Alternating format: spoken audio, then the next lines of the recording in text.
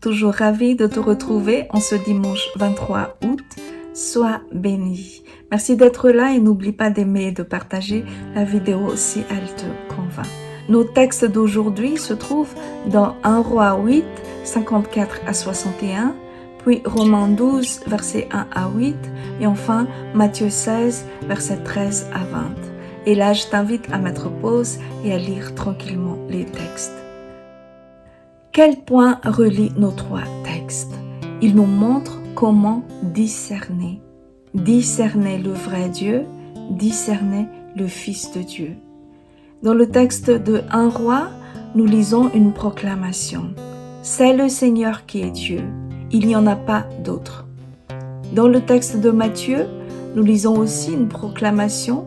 Tu es le Christ, le Fils du Dieu vivant. Dans le texte de Romains, nous avons la voie qui permet de bien discerner. C'est que il faut faire taire la chair pour permettre à l'esprit de prendre de la place. C'est ainsi qu'on verrait clair pour discerner. Il y a une chose étonnante. Dans la Bible, 2 personnes ont dit à Jésus « Tu es le Christ, le Fils de Dieu ». Exactement la même phrase. Et la réaction de Jésus est étonnante parce qu'elle n'est pas la même en réponse à cette même déclaration. À une, il dit « Waouh, c'est bien, c'est mon Père qui t'a soufflé ça ». C'est ce que nous avons ici avec Pierre. Et à l'autre, sa réponse sonne comme une reproche, sinon une ironie. Allons le lire. C'est dans Jean 1, 45 à 50. Philippe rencontra Nathanaël et lui dit « Nous avons trouvé celui de qui Moïse a écrit dans la loi et dont les prophètes ont parlé, Jésus de Nazareth, fils de Joseph. » Nathanaël lui dit « Peut-il venir de Nazareth quelque chose de bon ?» Philippe lui répondit « Viens et vois. » Jésus, voyant venir à lui Nathanaël, dit de lui « Voici vraiment un Israélite dans lequel il n'y a point de fraude. » « D'où me connais-tu » lui dit Nathanaël. Jésus lui répondit « Avant que Philippe ne t'appelât, quand tu étais sous le figuier, je t'ai vu. » Nathanaël répondit et lui dit « Rabbi, tu es le Fils de Dieu, tu es le roi d'Israël. » Jésus lui répondit « Parce que je t'ai dit que je t'ai vu sous le figuier, tu crois, tu verras de plus grandes choses que celles-ci. » Voilà, Pierre a bien discerné Jésus. Mais Nathanaël ne l'a pas encore discerné. Il a juste parlé pour parler. C'est sa chair qui a parlé. Jésus a bien discerné Nathanaël. Il a bien vu ce caractère de celui qui fonctionne un peu par instinct, par pulsion. Il n'est pas posé, il n'est pas réfléchi. Comment bien discerner? Eh bien, la toute première réponse qui pourrait venir, ce serait par la réflexion. L'intelligence, la sagesse, la connaissance. Salomon, le sujet dans notre texte de 1 Roi, est spécialiste dans ces domaines. Et il est significatif que ce soit à ce roi sage que Dieu confie la construction du temple, dont la dédicace est racontée ici dans notre texte. Pareil, c'est une réflexion qu'il faut, de la réflexion, de la connaissance, pour jauger, juger comment Jésus peut être ou non la réincarnation de Jean le Baptiste, comme l'a cru Hérode, ou bien Élie, comme beaucoup le pensaient, ou encore un prophète comme les autres prophètes, comme beaucoup le pensaient aussi, ou bien comme le Messie, le Christ, comme Pierre l'a dit. Pareil, il aura fallu le temps de la connaissance pour pouvoir discerner Jésus. C'est ce qui fait la différence entre Pierre et Nathanaël dans notre exemple du début. Nathanaël a dit cette phrase juste au moment où il voit Jésus la toute première fois. Et Pierre a dit la même phrase 3 ans et demi plus tard.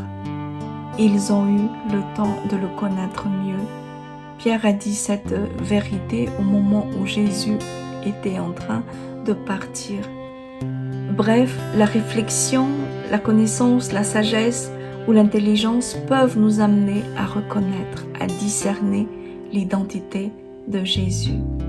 Mais la vérité est que ce n'est pas suffisant et qu'il y a un bien meilleur chemin. En effet, la parole dit que ce sont plutôt les pauvres en esprit qui sont bienheureux. Pourquoi? Parce qu'ils acceptent volontiers d'être enseignés. Jésus n'a pas pu enseigner les maîtres de la loi. Eux, ils se croyaient déjà savants. Il n'y a plus de place. C'était impossible pour n'importe qui d'autre de les enseigner. Et Jésus a dit, « C'est parce que vous dites que vous voyez que vous restez aveugles. » Il n'était pas enseignable parce que prétentieux. C'est un peu comme Nathanaël qui dit « Peut-il venir de Nazareth quelque chose de bon ?» La prétention empêche de bien voir les choses. C'est pour ça que dans notre texte, Paul dit que l'intelligence doit être renouvelée et qu'il ne faut pas être prétentieux. Ne vous conformez pas au monde présent, mais soyez transformés par le renouvellement de votre intelligence pour discerner quelle est la volonté de Dieu. Et aussi, n'ayez pas de prétention au-delà de ce qui est raisonnable. Soyez assez raisonnable pour n'être pas prétentieux. À quoi peut bien correspondre une intelligence non renouvelée? C'est une intelligence qui n'a pas goûté à l'amour. Et pareil, la prétention ne laisse pas non plus beaucoup de place à l'amour. Car oui, l'autre chemin, le meilleur chemin qui fait reconnaître Jésus, c'est l'amour qui l'anime, qui vit en lui. Le mal peut voler l'apparence du Christ, mais il y a une chose qu'il ne pourra pas nous montrer dans ce cas. C'est quoi? Ce sont les cicatrices sur les mains et sur les pieds et surtout au niveau du cœur. La meilleure façon de discerner Jésus, de voir en lui le Messie, le Christ, c'est de voir les cicatrices qu'il a au niveau de son cœur. Dans ces 3 textes que nous avons, on parle de l'édification de la maison de Dieu. Dans le premier texte, Jésus parle de bâtir sa maison et il met Pierre à sa tête. Avec le deuxième texte, Paul parle du corps du Christ et le fait qu'il est composé de plusieurs membres qui sont différents. Aujourd'hui, qu'est-ce qui reste de la maison de Dieu? Le temple de Salomon a été détruit et même si on l'a reconstruit, il a été de nouveau détruit. L'Église du Christ est divisée. En tout cas, nous n'avons pas aujourd'hui une figure d'autorité qui soit reconnue par tous les chrétiens.